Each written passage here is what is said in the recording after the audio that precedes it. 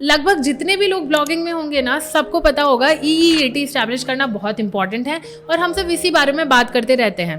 But how do you establish it और ईईएटी होता क्या है? अब मैं एक मार्केटर हूँ बाय प्रोफेशन। मैं पेरेंटिंग कोच के बारे में अगर कोई आर्टिकल लिख रही हूँ तो देर आर लेस चांसेस कि गूगल मुझे प्रायोरिटी देगा। और मोस्ट ऑफ द अपडेट्स में गूगल ने ये मेंशन किया है, अगर तुम किसी चीज़ के एक्सपर्ट नहीं हो और तुम उस पर कंटेंट लिख रहे हो तो तुम्हें हायर रैंकिंग मिलने के चांसेस नहीं होते हैं। और मैं एज अ मार्केटर अगर किसी पेरेंटिंग के बारे में लिख रही हूँ तो देर आर चांसेस कि मैं रैंक नहीं करूंगी। दिस इज बिकॉज अगर कोई मेरा नाम गूगल पर या कहीं पर भी सर्च करेगा तो मोस्ट ऑफ द इन्फॉर्मेशन जो मिलेगी वो मार्केटिंग, डिजिटल मार्केटिंग की मिलेगी। और Google is basically the king of crawling. उसे बहुत इजीली पता चल जाएगा कि मैं एक्चुअली में एक पेरेंटिंग कोच नहीं हूँ और मुझे रैंकिंग मिलने में डिफिकल्टी होगी। अब EEAT which is expertise, experience, authoritativeness and trustworthiness, क्योंकि ये चारों वर्ड्स बहुत ज़्यादा सब्जेक्टिव हैं, इन्हें हम बहुत वास्ट वे में डिस्टिंक्ट नहीं कर सकते हैं। ये लगभग एक दूसरे से इंटर रिलेटेड हैं और ये चारों चीज़ें आपके कंटेंट से बहुत ज़्यादा रिलेटेड हैं। तो हम इन्हें चार अलग अलग वे में नहीं समझेंगे, हम ये समझेंगे कि how do we establish EEAT on the website and through our authors and through our content. So let's not waste a single minute and get straight into the video. Number 1, author's profile. बहुत ज़्यादा ज़रूरी है कि जो भी author उस particular article के बारे में लिख रहा हो उसका वहाँ पे एक्सपीरियंस, एक्सपर्टीज, अथॉरिटेटिवनेस, ट्रस्टवर्दीनेस, चारों चीज़ें दिखनी चाहिए। इसका मतलब ये है कि उस ऑथर की प्रोफाइल को बहुत अच्छे से ऑप्टिमाइज करो, उसमें सारी डिटेल्स ऐड करो कि वो ऑथर किस चीज़ का एक्सपर्ट है। Second point will be the social media links. अपने वेबसाइट की सोशल मीडिया लिंक्स जहाँ पर भी है, लिंक्डइन, ट्विटर, इंस्टाग्राम, फेसबुक, जहाँ पर भी तुम्हारी उसकी लिंक्स है वेबसाइट की, वो ऐड करो। इसके अलावा जितने ऑथर्स तुम्हारी वेबसाइट पर हैं उनकी भी सोशल मीडिया लिंक्स उनके बायो में ऐड करो ताकि गूगल को बहुत इजीली समझ आ जाए कि ये ऑथर्स बॉट राइटर्स नहीं हैं और एक्चुअल ह्यूमन राइटर्स हैं। Third will be guest posting. अगर तुम्हारा कोई भी ऑथर है जो एक पर्टिकुलर नीश में काफ़ी ज़्यादा एक्सपर्ट है और उसने बहुत अलग अलग मल्टीपल वेबसाइट्स में अपनी गेस्ट पोस्टिंग कर रखी है तो गूगल को ये समझ आ जाएगा कि ये ऑथर जेन्युइन है और इसकी इस पर्टिकुलर नीश में एक्सपर्टीज है। जैसा कि मैंने बताया, गूगल क्रॉल करने में एक्सपर्ट है, तो वो जितनी ज़्यादा चीज़ें तुम्हारी वेबसाइट के बारे में क्रॉल करेगा उतनी ज़्यादा तुम्हारी ईईएटी बढ़ेगी। Fourth point will be the PR.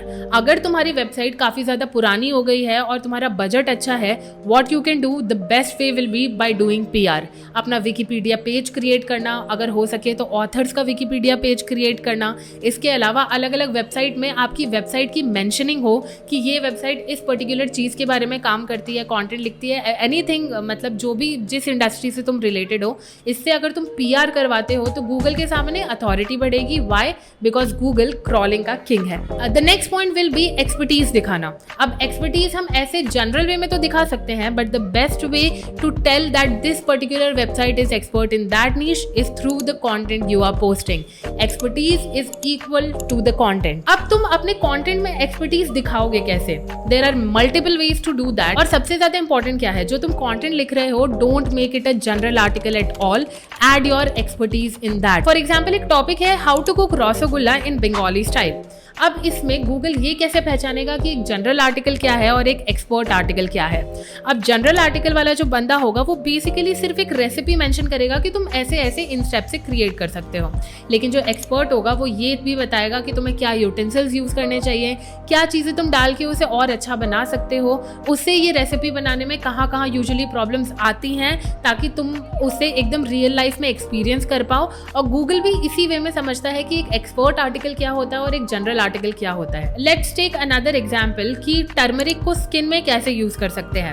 अब यहाँ पर बहुत सारे आर्टिकल्स गूगल पर मिल जाएंगे, लेकिन हम अपनी एक्सपर्टीज कैसे शो करेंगे? बाय टेलिंग दी रीडर्स कि इन वे में तुम बेसिकली टर्मरिक का यूज कर सकते हो, जिसमें हम हमारी पुरानी दादी के नुस्खे बता सकते हैं या हमने बेसिकली जो एक्चुअली में यूज किया हो हम वो बता सकते हैं, जिससे हमारी एक्सपर्टीज शो हो। इससे हमारी सिर्फ एक्सपर्टीज नहीं बल्कि एक्सपीरियंस भी शो होता है कि हमने इतना सारा एक्सपीरियंस गेन करने के बाद एक लॉन्ग और लेंदी थॉरो आर्टिकल क्रिएट किया है बेसिकली। अब हम नेक्स्ट पॉइंट की बात करते हैं, विच इज अपने लिंक्स अपने कंटेंट में एम्बेड करना। अगर हम कोई भी आर्टिकल लिख रहे हैं, उससे रिलेटेड हमने हमारी वेबसाइट के किसी भी सोशल मीडिया प्लेटफॉर्म पे कुछ भी वीडियो पोस्ट किया है, कुछ पोस्ट किया है, या as a individual proprietor, as an author कुछ पोस्ट किया है किसी भी सोशल मीडिया प्लेटफॉर्म पे, यूट्यूब पे हो गया, इंस्टाग्राम, ट्विटर, लिंक्डइन, कहीं पर भी, तुम उनकी लिंक अगर अपने आर्टिकल में एम्बेड करते हो तो गूगल को समझ आएगा कि इस बंदे ने इस पे वीडियो कंटेंट भी क्रिएट किया है और रिटन कंटेंट भी क्रिएट किया है, एंड विच कैन मिक्स, और इन दोनों को मिक्स करके एक बहुत ही अच्छा कंटेंट निकल कर आ रहा है, जिससे तुम्हारी एक्सपीरियंस, एक्सपर्टीज दोनों नजर आएगी। अब क्या है ना, EEAT स्टैब्लिश करने का कोई शॉर्ट फॉर्मूला तो है नहीं। अगर तुम्हारा राइटर एक्चुअली में एक्सपर्ट है, उस पर्टिकुलर बेसिकली नीश में बहुत लंबे समय से लिखता आ रहा है, तो गूगल को वो अपने आप समझ आ जाएगा, क्योंकि उस पर्टिकुलर ऑथर ने हर जगह उस बारे में मेंशन कर रखा होगा। और तुम्हारी वेबसाइट की भी EEAT ऐसे ही बिल्ड होती है अगर तुम्हारे ऑथर्स उस पर्टिकुलर चीज में एक्सपर्ट होते हैं। लेकिन अगर कोई नीश है, तुम्हें पसंद आ रही है, तुम उसके एक्सपर्ट नहीं हो, व्हाट यू कैन डू, ऐसे राइटर्स हायर करो जो उसमें एक्सपर्ट हो। और अगर तुम्हारे पास बजट नहीं है, तुम राइटर्स नहीं हायर कर सकते हो, तो ऐसा कंटेंट क्यूरेट करो और गूगल को ऐसा बताओ कि you are actually a expert in this. तो इट्स रियली इंपॉर्टेंट कि तुम EEAT स्टैब्लिश करो, और अगर तुम इससे मैनुअल वे में भी कर रहे हो तो इस वे में करो कि गूगल को पता ना चले कि you are not that expert in that particular field. तो यही कुछ टिप एंड ट्रिक्स थी कि तुम अपनी वेबसाइट पर ये पर्टिकुलर एक्रोनिम कैसे अप्लाई कर सकते हो। और अगर तुम्हें लगता है कि तुम्हें इस वीडियो से थोड़ी सी भी इंफॉर्मेशन गेन हुई है या तुम्हें थोड़ी भी हेल्प हुई है, then do subscribe to the channel. और अगर कोई भी क्वेरीज हैं तो mention it in the comment section as well.